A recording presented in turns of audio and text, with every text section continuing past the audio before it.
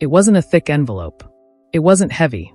A single sheet of cream-colored stationery, folded once, bearing a figure that most men in 1969 would have needed a decade on their best years to earn. $1 million. Payable over 2 years. A name on a bottle. A face on a billboard. Nothing more than that. The man who sent it had flown from New York to Encino, California personally. He'd waited 40 minutes in a wood-paneled anteroom. He'd been brought into a room that smelled of leather and gun oil and the particular kind of quiet that only exists in houses where serious men do their thinking. He had laid out his proposal with confidence, measured, professional, specific. He was good at this. He had signed athletes, generals, senators. He had never been turned down before. John Wayne listened to every word. He poured 2 glasses of whiskey, set one in front of his guest, and picked up neither of them. He asked 2 questions. Then he folded the contract back into its envelope, set it on the corner of the desk, and said 5 words that nobody in that room wrote down. The executive flew back to New York with the envelope in his briefcase, still sealed. For 40 years, nobody knew exactly what those 5 words were. Nobody knew what John Wayne saw in that contract that 100 other men had missed.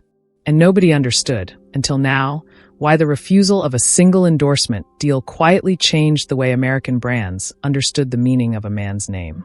This is that story. By the spring of 1969, the American advertising industry was in the middle of a gold rush that had no precedent in its history. Television had been in 83% of American homes for 4 years. Color broadcasting had crossed the 50% threshold in 1968. Advertising executives in Manhattan understood, with the clarity of people watching a river flood, that the combination of a recognizable face, a persuasive 30-second script, and a primetime slot on CBS could move product at a scale that made the old magazine campaigns look like handwritten notes. The calculation was simple. You needed a face that Americans trusted unconditionally. Not liked. Trusted. The distinction mattered more than most of them knew. The company in question was Camel Cigarettes, operating under R.J. Reynolds Tobacco, headquartered at 401 North Main Street in Winston-Salem, North Carolina. They had been the best-selling cigarette brand in the United States from 1913 through the late 1950s. By 1969, they were fighting, losing, if they were honest with themselves, a 2-front war. On one front, Marlboro had spent 12 years building a cowboy mythology that was eating Camel's core demographic alive. On the other front, the Surgeon General's report of 1964 had put a shadow over the entire industry that no amount of advertising had yet managed to lift. What R.J. Reynolds needed was not a celebrity. They had celebrities. What they needed was a symbol. A man so identified with a specific idea of American character that his endorsement wouldn't just sell cigarettes. It would sell legitimacy to a product that was bleeding it.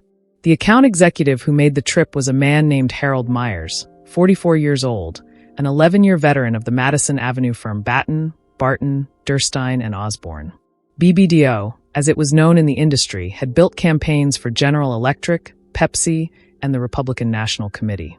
Myers personally had brokered endorsement agreements with Jim Thorpe's estate in 1960 and with 3 sitting senators whose names were never released. He understood the architecture of persuasion the way a structural engineer understands load-bearing walls. He arrived at Wayne's Encino property on a Thursday morning in April 1969, having flown commercial from JFK to Los Angeles International the previous afternoon. He had a car service waiting.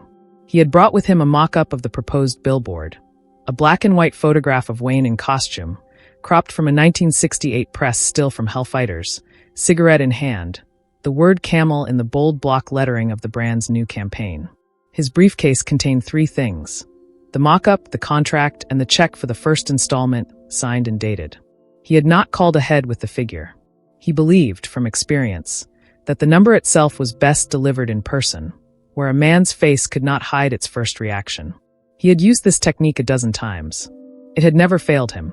What Myers didn't know, couldn't have known, because nobody on his research team had thought to look, was that John Wayne's father had died of heart disease in 1937. That Wayne had spent a year sitting with that fact. That he had carried it forward, quietly, in the particular way that men of his generation carried things that cost them. What Myers also didn't know was that John Wayne had turned down a Philip Morris endorsement offer in 1961, quietly, through his agent, without explanation. And a lesser Liggett and Myers proposal in 1964, through the same channel, without a word. This time, the offer was large enough that it couldn't be declined through an agent. This time, someone had decided to come in person. And John Wayne had agreed to the meeting.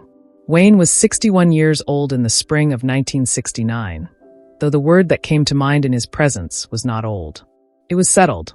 He stood 6 feet 4 inches and carried 225 pounds across a frame that had been built by a childhood of hard physical work in Palmdale, California, and maintained over 40 years of doing his own stunts on every set where the director would allow it.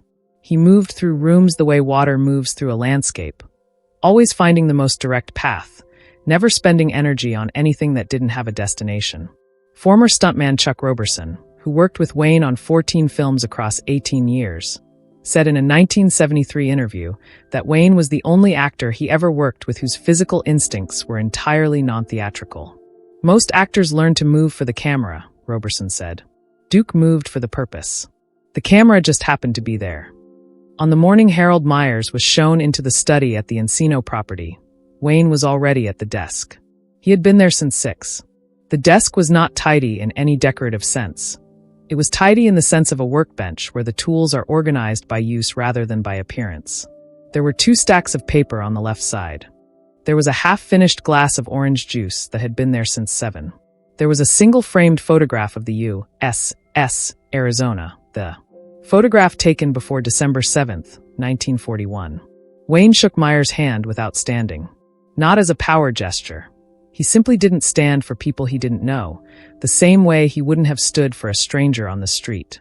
He gestured to the chair across the desk. He poured 2 glasses of whiskey from the bottle on the credenza without asking whether Myers drank. He set one in front of his guest and left the other on the credenza. Myers thanked him and didn't touch his glass. Wayne waited. Myers made his presentation over the next 14 minutes. He was good at it. He hit the demographic data cleanly. He walked through the billboard concept. He described the television spot, 30 seconds, scripted by 2 of BBDO's best copywriters, designed to evoke the specific visual language of the American West that Wayne had spent 4 decades helping to define. He mentioned the figure at minute 11, matter-of-factly, in a sentence that was engineered to sound like the natural conclusion of everything that came before it. Wayne watched him the entire time. His eyes didn't move the way other men's eyes moved during presentations, tracking the speaker's gestures, glancing at documents, checking the window. He held his gaze in a fixed middle distance, slightly above the eye line, that gave the impression he was watching something much further away than the man in front of him.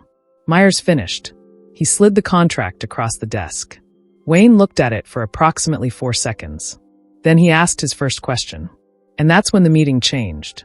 Does it work? That was the question. 3 words. Not what the research shows, not what the market says. Does it work? Myers had been asked 100 questions in 100 presentations. He had never been asked this one. He paused for exactly long enough that the pause itself became an answer. Wayne picked up the contract. He read it in the way that engineers read engineering, moving systematically, not skimming. His index finger ran along the second paragraph, stopped. He folded to page 3. He read the indemnification clause with the expression of a man who has read too many indemnification clauses to find them interesting. Then he set the contract down and asked his second question. What do you need my name for if the product can stand for itself? The room was quiet. Myers had brought an associate, a junior account manager named David Farrell, 29 years old, 3 years out of Northwestern's Medill School, who had been sitting silently by the door with a portfolio on his lap. Farrell later said, in a conversation that was recorded in the early 2000s as part of an advertising industry oral history project at the University of Texas, that he had spent the next 12 seconds counting the sound of the clock on the desk. Myers tried. He had been in rooms like this before. He had a framework for resistance, a set of pivot points designed to reframe objection into opportunity.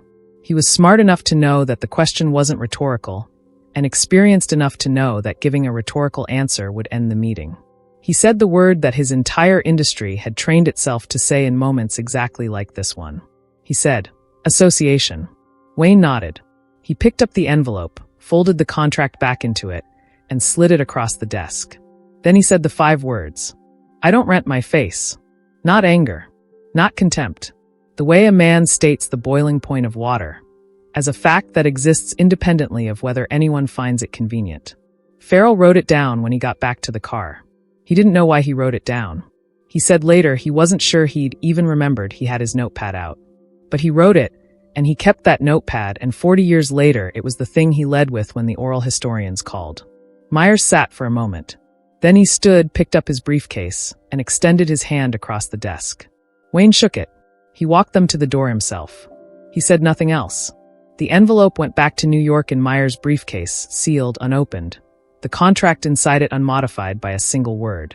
The study of what John Wayne decided in those 14 minutes requires understanding something that the advertising industry of 1969 had not yet developed the vocabulary to discuss clearly. By the time Myers made his trip to Encino, Wayne had appeared in 142 films. He had been the top box office draw in the United States for 4 separate years across 3 different decades. He had not built that through advertising. He had built it through selection, through a pattern of choices about which roles he took and which he refused that was so consistent, over so long a period of time, that American audiences had stopped thinking of it as performance at all. That's not a career. That's a covenant. The covenant worked only because it was unconditional. The moment he put his face on a product whose primary function was medically contested, he knew by 1969 what the science was saying. Even if the science was still being argued in public, he wouldn't be selling cigarettes. He would be selling himself. And the price of himself was not a number that fit on a check. There was something else, something more specific, and in some ways more damaging to the proposal than the medical question. Clint Murchison Jr., the Dallas businessman and Dallas Cowboys owner, who was one of Wayne's closest friends during this period, later said that Wayne had a simple test for any commercial association. The test was this: would the men he most respected, the ones whose opinions he had actually earned, think more of him or less of him if they saw his name on it? The answer, for this particular envelope, had taken 11 days to confirm. Not because Wayne was uncertain, but because he was being fair. He wanted to be sure he wasn't refusing out of sentiment. He had turned the question over for 11 days, and it had come back the same way every time. One decision, made in 14 minutes, confirmed over 11 days. It would cost him $1 million, more than 4 times his annual film salary that year. He never mentioned it publicly. Inside the 48 hours that followed the meeting, Harold Myers and David Farrell made 3 more approaches.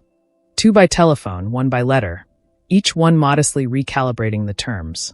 The second call offered creative approval over the billboard design. The third offered the right to pull the endorsement at 60 days' notice. The letter contained a revised figure that Farrell, in his oral history, chose not to specify, saying only that it was considerably higher than the original. None of them received a response. Not from Wayne directly. Not from his agent.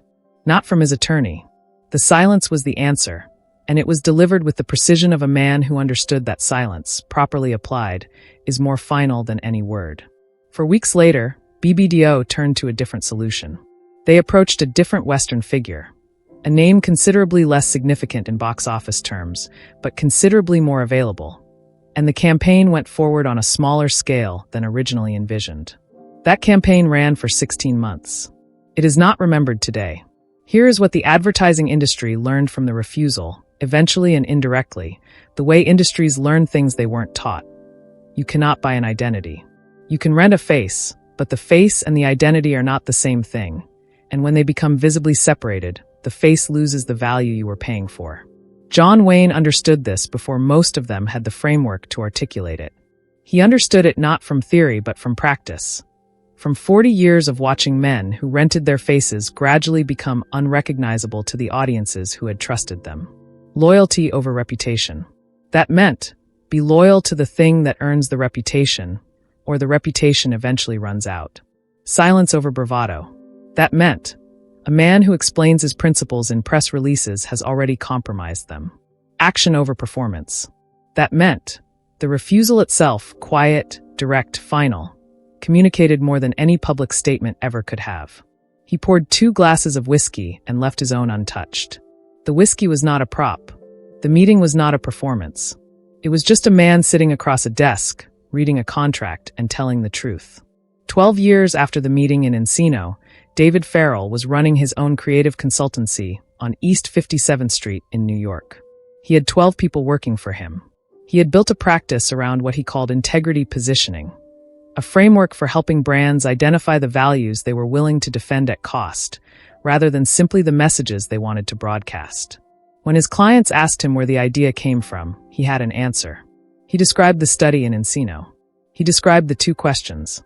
He described the 5 words. He said that for the first 3 or 4 years after the meeting, he had thought of the refusal as stubbornness, a failure to see the economic logic clearly. Then he had watched what happened to brands that had successfully bought the faces they wanted.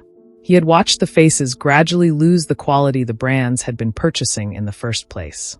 He had watched campaigns go cold in ways that were hard to explain and impossible to reverse. And he had started to understand what Wayne had understood from the beginning. The value, Farrell told a group of marketing students at NYU in the fall of 1993, was not in the endorsement. The value was in the refusal.